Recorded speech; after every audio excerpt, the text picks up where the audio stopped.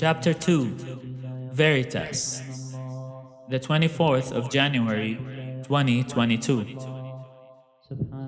Where I have found the truth, there I have found my God, the truth itself. Augustine said, God is the principle of knowledge, the first truth in the light of which everything else is known. Matthew said, these ultimate principles and knowledge of them are independent of the changes and relativities of the individual mind. They are the unchangeable, eternal light appearing in the logical and mathematical axioms as well as in the first categories of thought. These principles are not created functions of our mind, but the presence of truth itself and therefore of God in our mind. Tillich said, ontology is the branch of metaphysics that deals with the nature of being. I find it very difficult to understand that after the establishment of these many concepts that lay down the basis of many scientific and philosophical ideas, philosophers are still trying to prove the existence of God, especially when their ontological interpretation of the nature of the soul stems from Meister Eckhart's statement, there is between God and the soul neither strangeness nor remoteness. Therefore, the soul is not only equal with God, but it is the same that He is. Equating the soul with God only proves that every person's soul was put there by God Himself. In other words, anyone who believes they have a soul must believe that there is a God who put it there. Or are we only using the term soulmate to refer to a romantic relationship between two individuals? I ask. Does speaking a language require the speaker to know the nitty-gritty details about why a word is formulated the way it is? I think so, otherwise we would just use words without knowing their significance. Descartes also states in his preface to the reader of his Meditations the following: I shall only say in general that all that is said by the atheist against the existence of God always depends either on the fact that we ascribe to God affections which are human, or that we attribute so much strength and wisdom to our minds that we even have the presumption to desire to determine and understand that which God can and ought to do. Here is to the personification of God to human standards, as if humans are the ones who set the rules of the universe, or that, by their own standards, the world existed. An idea that comes to mind in order to counter this presumption is that human beings were not the ones who invented what we currently refer to as mathematics, but rather they discovered it. It was not by man's logical judgment that the speed of light needed to be approximately 299,792,458 meters per second, and it was not by humans' unsurpassed reasoning that the gravitational force towards the center of the Earth is approximately 9.8 meters per second square.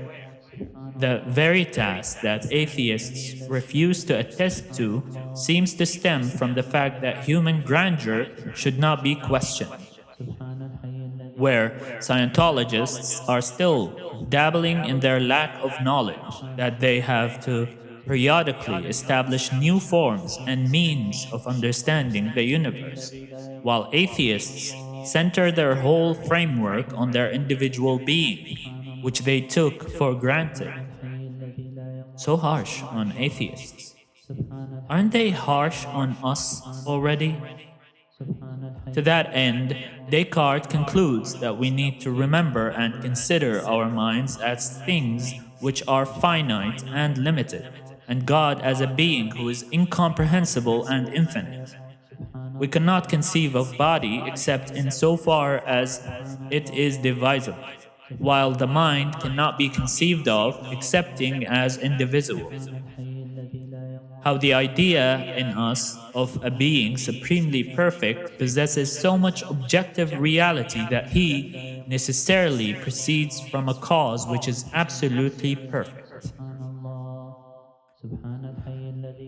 The 25th of January, 2022, of truth, faith, or beauty. When he asked, "What is beautiful?" and he went on to explain how he found sunrise in the lavender sky beautiful. Where the moon was still visible on the horizon, he asked, "What is it that we call beautiful? How is beauty understood?" Just as dawn was breaking the mountains to the west that I could see outside my window, the moon was setting right over them. And just before dawn, the light is different. It's lavender. The moon setting with the lavender light. There was snow, and in some ways, it's barren. But there is an austere beauty to the winterscape. He framed the picture for those of us who are visualists. How a single change in the value of a tint of color had a huge impact on a viewer's perception of the picture, as well as what this viewer called beautiful. How is it that moving a rock 2 or 3 inches to the right or left changed your whole perception of the image? Another was living alone. In the silence we so eagerly try to avoid by our need to listen to someone or something. The dead silence has never been a good companion to those of us who enjoy noise. In the house where you can hear nothing but the howling of wind and the struggled sounds of fan noises coming from the poor laptop, he planned a shower. Now, rain does not sound like that when it falls from heaven on earth. It sounds more like 1,000 showers running simultaneously, maybe with a hint of thunder or a slap of growling car horns. We are, at the end of the day, living in the 21st century. He laughed. Why would a person who lives alone, had no contact with the outside world in the last hour or so, shed a dry laugh under the rainfall caused by his shower?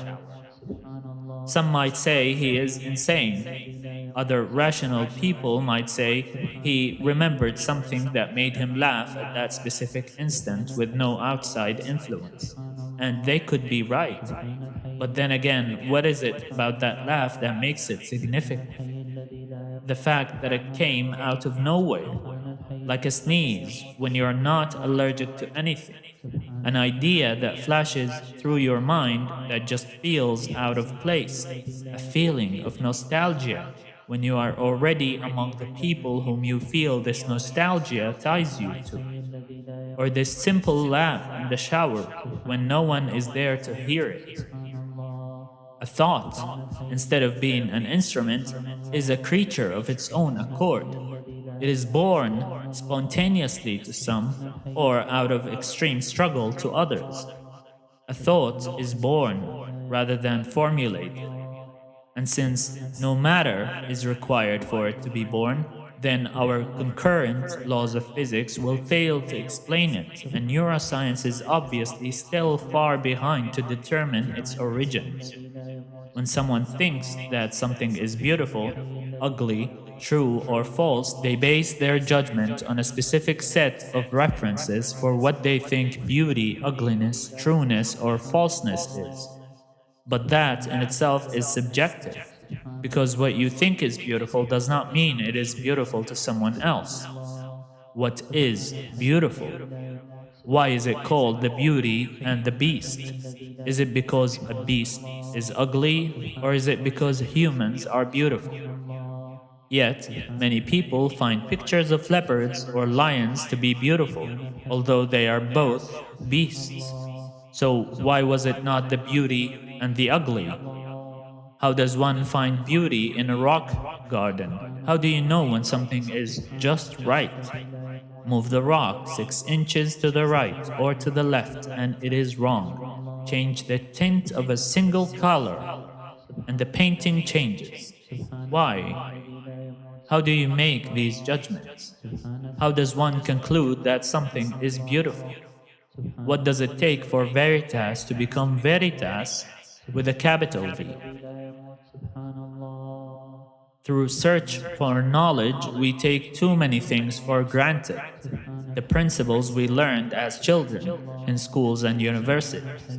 Truth should, however, be absolute, since it encapsulates the end which knowledge attempts to lead us to, an end that requires making truth real, and giving a name to something ironically makes it real. Thus, truth is itself a name. You cannot have a child without pondering prematurely the name you should call the child with, and in order to do that, you have to determine, first and foremost, the gender of that child, which does not necessarily seem obvious to us unless a certain period of time has passed since the child's conception in the mother's womb. How many times has a woman felt the gender of the child? Why is that not weird to some people? Hasn't the child been a part of her body, an extension? Why does it require 18 to 21 weeks for the child to even develop gender alignment? Why do parents have to wait 18 to 21 weeks in order to settle for a name they can give to the child, whether a female or a male name? But pregnancy is still real, yet the child only becomes real after this time frame. Giving a name to something ironically makes it real. The beauty and the beast. None of these two characters are real, and none of these two traits, beauty and beastness, are true. They are only true because we made names out of them. Similar to theism, deism, pantheism, atheism, they are just names we give to things we do not understand in order to make them real and establish truth. Again, ironically, with a capital T. We are being of necessity because we are alive. We cannot be, but we can only be. You can be after these 21 weeks have passed. You received a name as your first gift from your parents, and you became a being capable of learning and capable of reasoning with others. Therefore, a child is born, resembles reality and truth.